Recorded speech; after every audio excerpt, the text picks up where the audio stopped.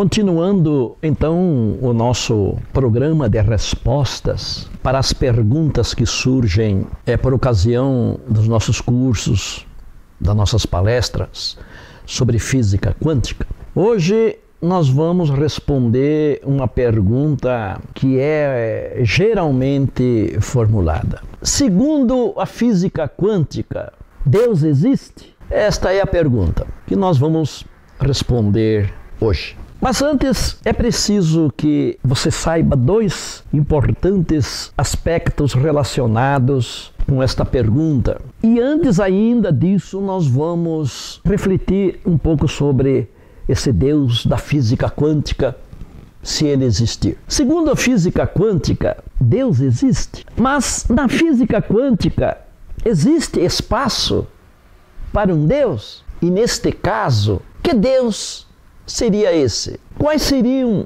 os seus atributos? O que os físicos falam sobre a existência de um Deus segundo a física quântica? Então aqui vem os dois aspectos. Primeiro, a física quântica não afirma a existência de um Deus. Nós não vamos encontrar isso em parte alguma. Vamos deixar a questão bem clara. Segundo, o que a física quântica é hoje é como ela se expressa e como ela é captável por meio de equações, experimentos, somente dá para inferir a questão de Deus. Deus só pode ser inferido através da física quântica e nunca afirmado. Então nós vamos ver aqui como é que esta questão pode ser levantada por dentro da física quântica.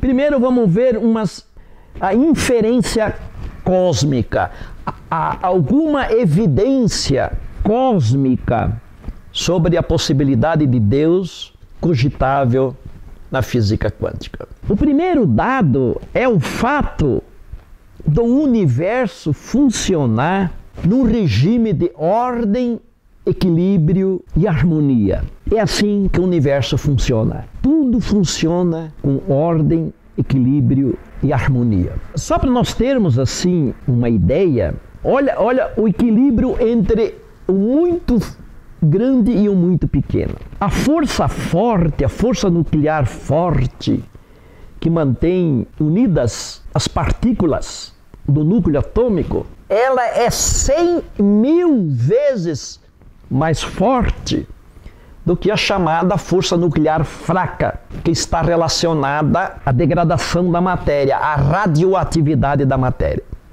Então é um muito grande com um muito pequeno, e no entanto essas duas forças se expressam no equilíbrio bastante harmônico. Só para nós termos uma ideia, você imagina dois elefantes brigando e de repente um pernilongo, um mosquito, pousa num destes elefantes.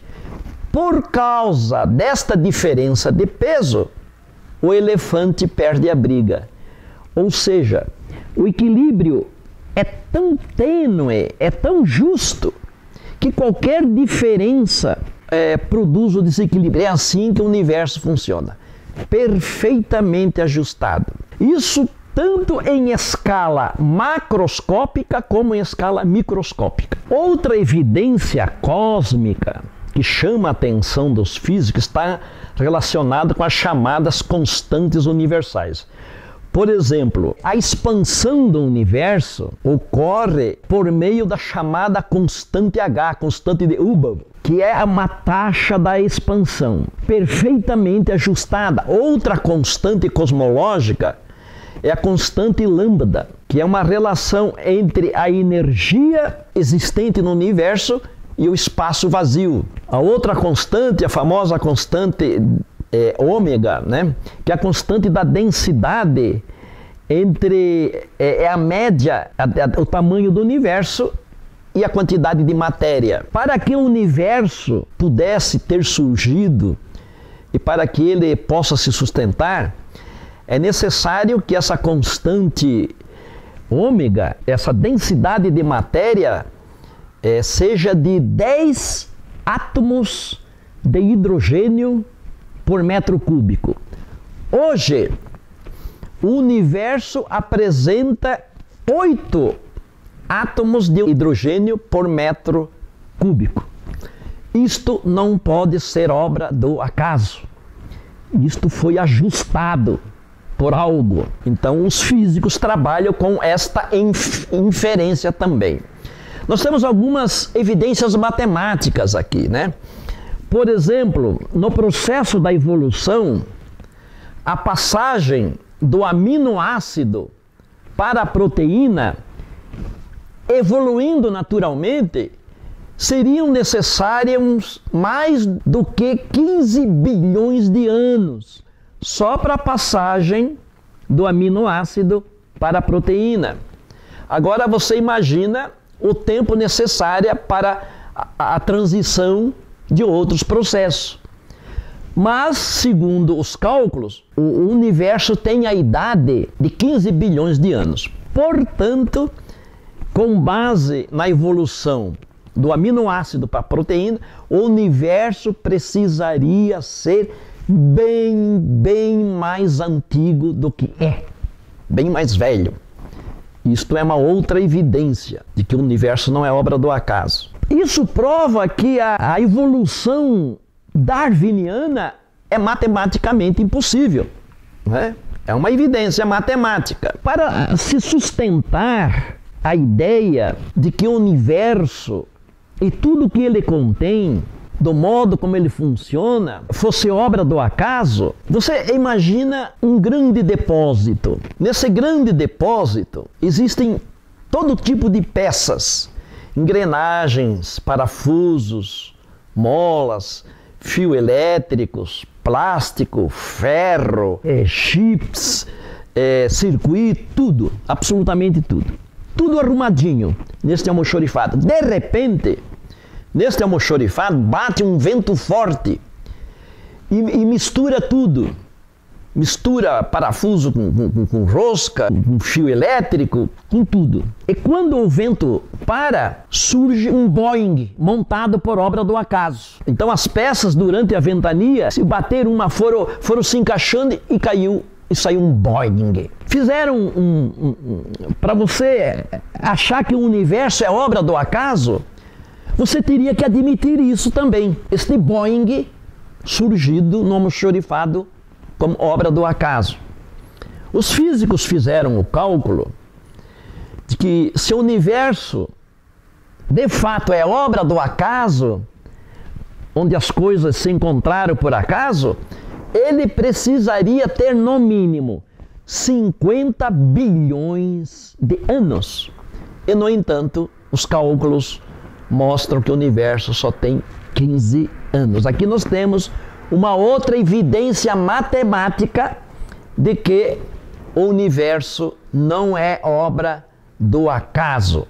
O acaso é matematicamente impossível. Existem também as inferências humanas ou as evidências humanas, né? Por causa dos paradoxos, né? Todas as espécies são prisioneiras das leis que se referem às suas espécies. Todas as criaturas, todos os animais, todos os vegetais se comportam de acordo com as leis da sua espécie. Cachorro não mia, cachorro late. Gato não late, gato mia. E por aí afora. Mas o ser humano rompe com as leis da sua espécie. Ele não tem asas e, no entanto, inventa aparelhos, aviões e voa. Ele não tem géleras e, no entanto, ele inventa submarinos e vai no fundo do oceano habitar junto com as raias e os tubarão. Ele inventa iglus, habitações chamadas iglus, e no Polo Norte é capaz de viver ao lado da foca e do urso polar. Ele inventa palafitas e é capaz de viver no oceano junto com serpentes. Então, ele rompe com a lei da sua espécie. Vai além de transcender as coisas, ele transcende a si mesmo. Nós somos filhos da biologia. O nosso cérebro, nosso corpo, é filho da biologia. Nós somos um efeito da organicidade. E, no entanto, nós temos ideia de infinito. E nós temos ideias de eternidade. Isso está errado, porque se a nossa causa é finita, E se a nossa causa é temporal, nós não deveríamos ser infinitos, porque existe uma lei áurea na filosofia que diz que o efeito não pode ter tanta realidade quanto há na causa. Ou seja, o relógio nunca pode ser maior do que o relojoeiro. E aqui, no caso, quem colocou em nós a ideia de infinito, a ideia de eternidade, se nós nunca tivemos experiência nem com o infinito e nem com a eternidade?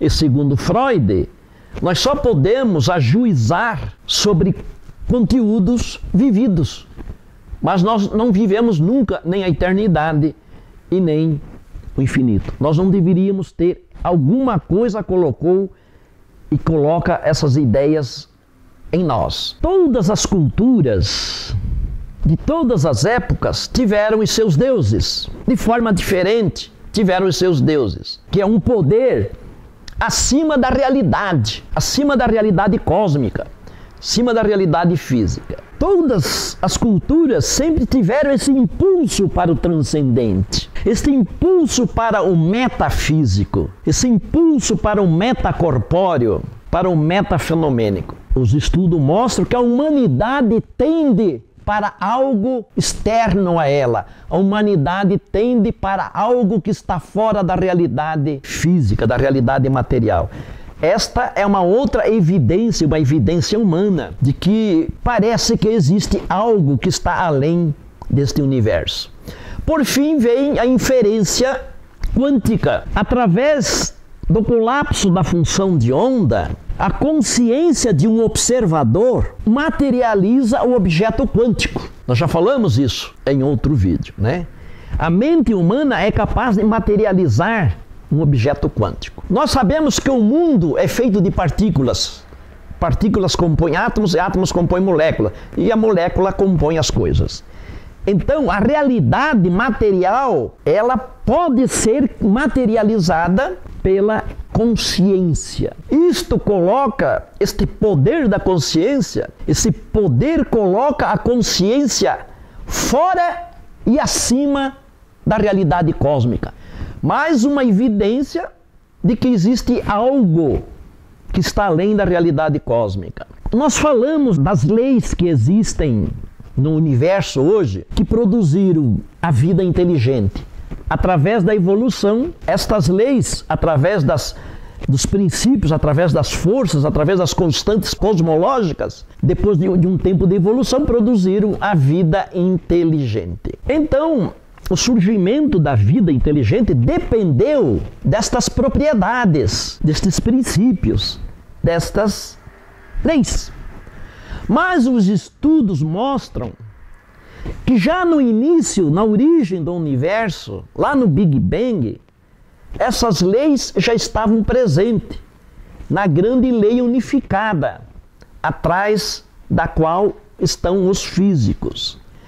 Estas leis que possibilitaram a vida inteligente já estavam postas antes, lá na origem do universo. De tal modo que isso significa uma intencionalidade cósmica. Isso é teleológico. Estas leis exprimem que houve uma intenção de que mais tarde surgisse a vida inteligente. Isso implica numa intencionalidade cósmica, numa teleologia. Os físicos chamam isso de princípio antrópico forte, que é uma abordagem finalista. Então, os físicos não dizem que existe Deus. Eles dizem que tudo derivou do princípio antrópico forte. Mas o modo como um físico fala do princípio antrópico forte é o mesmo modo como um crente fala sobre Deus. Então, hoje, para definir princípio antrópico forte, como os físicos falam, ele é uma realidade transcendente e ao mesmo tempo imanente. O princípio antrópico forte é uma causa teleológica. Houve uma intenção. Terceiro, o princípio antrópico forte, hoje, é afirmado como um design inteligente. Ele é definido no âmbito de algo inteligente. são as mesmas definições com referência à ideia de Deus. Então, o princípio antrópico forte é definido com as mesmas categorias que definem Deus. Então, o Deus da física quântica é o princípio antrópico forte. Físicos não falam em Deus, eles falam em princípio antrópico forte. Mas o Deus é uma ideia derivável do princípio antrópico forte. Então, hoje, assim, nós podemos resumir. Bom, o que é o Deus da física quântica? Ele não é uma descontinuidade ontológica, um fosso ontológico, né? Então nós temos aqui a realidade material aqui e um grande vazio ontológico e nós temos Deus. Não, o Deus da física quântica é uma continuidade. Ele é transcendente e é imanente ao mesmo tempo. É um Deus que não é acessível somente através da fé, mas também através da razão, através do sentimento, através da sensibilidade e de outros processos referentes à ontologia humana.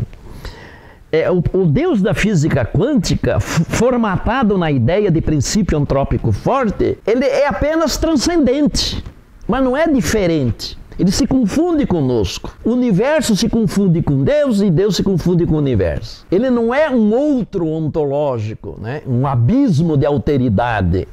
O Deus da física quântica é o Deus de Spinoza, é o Deus de Einstein. Quando perguntaram para ele, Deus existe? Ele disse, eu acredito no Deus de Spinoza. E o Deus de Spinoza é esse Deus que é transcendente, mas ao mesmo tempo ele é imanente, como uma substância suprema, infinita e divina. Você é Deus, a árvore é Deus, eu sou Deus, todos nós somos Deus. E a totalidade, então, é maior do que isso, né? Então, Deus é a transcendência e, ao mesmo tempo, é a causa desta transcendência. Deste modo, então, nós poderíamos definir Deus. Existe alguma forma de nós acessarmos esse Deus, de nós travarmos diálogo efetivo com Ele? Existe algum comportamento especial, um comportamento quântico, de nós nos servirmos de Deus naturalmente, sem precisar pagar dízimos, sem precisar rezar, se for o caso? Existe sim. Nos nossos cursos, nós mostramos como é possível nós utilizarmos este Deus para os nossos objetivos. E você pode fazer isso comprando um dos nossos produtos, comprando o nosso curso que muito breve nós vamos lançar, que é a física quântica na realidade humana para resolver problemas e concretizar projetos. Eu sou o Osni Ramos. Eu tenho formação na área da engenharia mecânica, da física e da filosofia em níveis de graduação, pós-graduação e mestrado. Há 25 anos, até mais, eu venho estudando e pesquisando os processos quânticos na realidade humana. Sobre este assunto, eu já escrevi 5 livros. Estou escrevendo o 6º, que é Epigenética Quântica, que é a física quântica direcionada para diagnóstico e cura de doenças. Fique de olho, porque breve nós vamos lançar este livro.